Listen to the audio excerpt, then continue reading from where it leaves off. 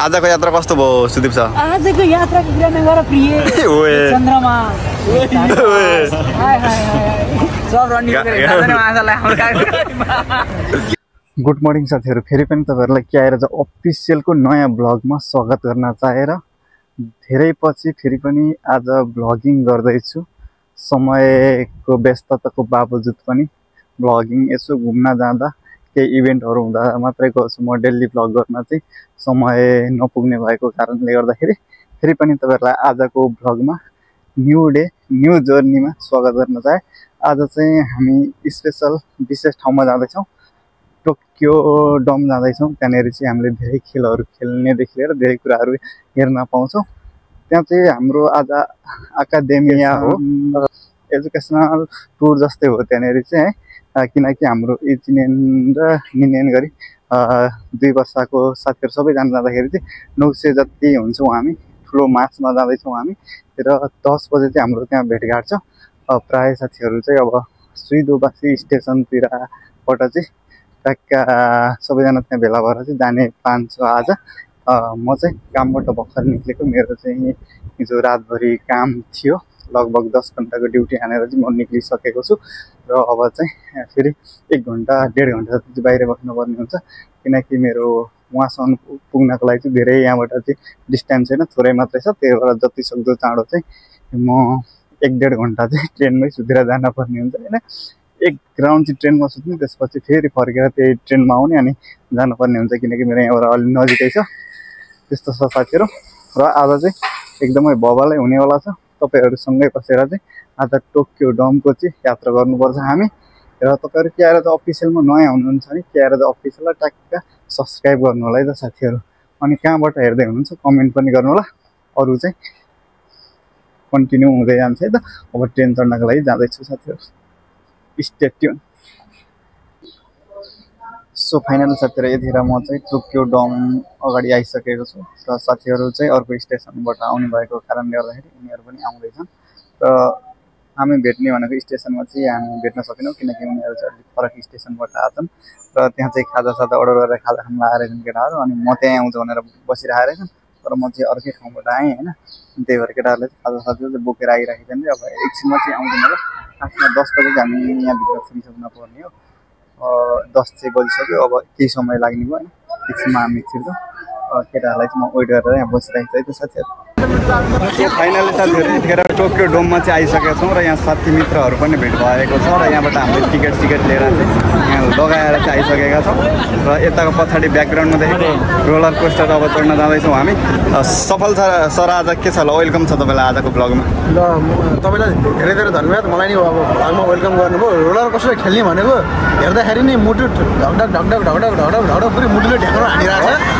रमाइलो भइरहेछ, एकदम रमाइलो लागिरहेछ। अब त्यसलाई च्यालेन्ज गरेर हेर्नेवालामा छौँ, के कस्तो हुन्छ पछिल्लो भिडियोमा देखाउन तपाईँहरूलाई। एकदम के छ निश्चल सरको भनाइ आज? यो हेर्दाखेरि त असम्भव जस्तो छ है।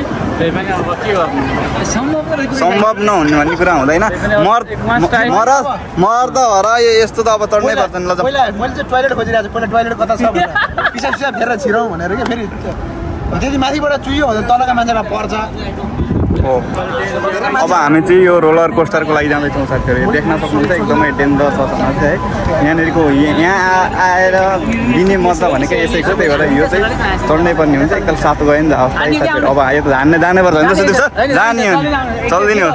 जाउँ केटा जाउँ।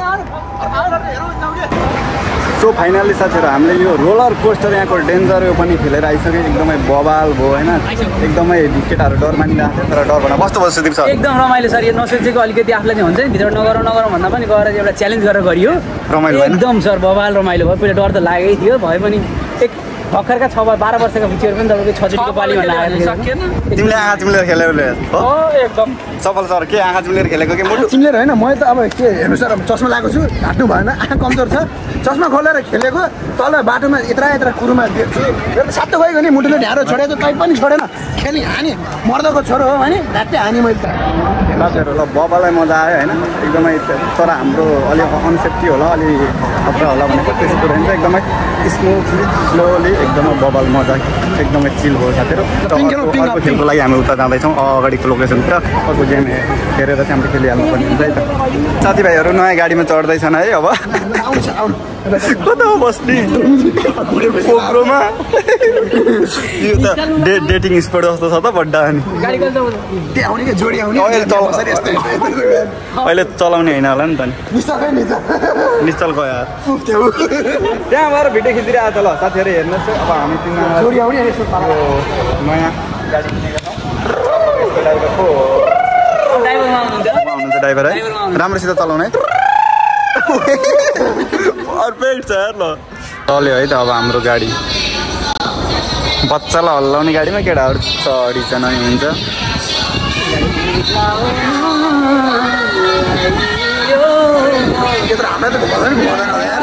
घुमाउँछ तपाईँको वेट अलिक बढी भएर नघुमाउनु सक्छ है। सबैले कुकुरमा राखिसकेको छ हामीले होइन पछाडिपट्टि। ल चाँडो गर्नु पर्यो नानी चाँडो गर ल। ओ गाडी राम्ररी चलाउँ है।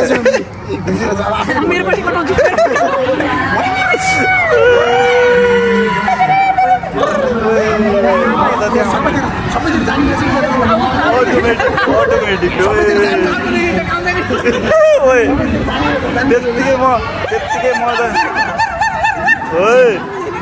गोरीघाटै लाउने त त्यसले यतिखेर हामी चाहिँ ट्रेन चढ्न जाँदैछौँ है त।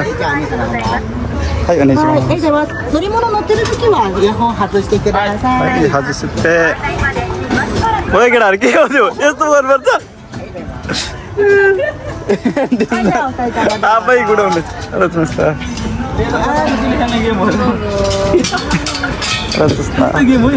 दुईजनाले खेल्ने हो यो। यतिखेर हामी वायुपङ्खी घोडामा चढिरहेको छौँ। कस्तो फिल भइरहेछ वा केटा सबजना घोडामा चढिरहेछन् है। हामी घोडामा है त सिनो हो के हो तपाईँको सर कति घोडा हो राम्रो घोडा चढ्दैनौँ है त हामी घोडा चढ्नुपर्ने हुन्छ मजा यो कता आज मित्र देशका गएन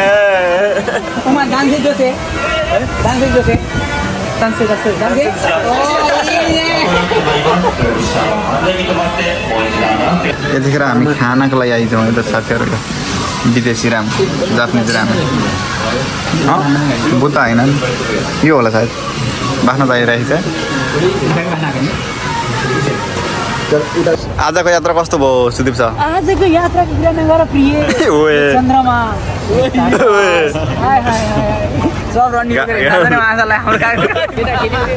फाइनल साथीहरू आजको हाम्रो यात्रा चाहिँ लगभग टोकियो डोमको सकिन लागेको छ। यहाँबाट चाहिँ फर्किन लागिरहेको छौँ। हाम्रो साथीभाइहरूले धेरै गेमहरू खेले। गणेश सर कस्तो भयो आजको यात्रा? आज यस्तो दामी भयो नसोचेको भयो कि सोचे जस्तो भयो?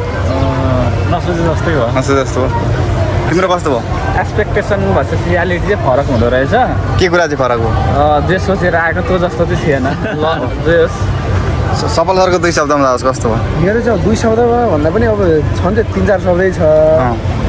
अब निश्चलले अघि नै भने जस्तै कि एक्सपेक्टेसन र रियालिटी हो। अर्कै के सोचेको थिएँ मैले के भयो अहिले भने जस्तै भएको जिन्दगीमा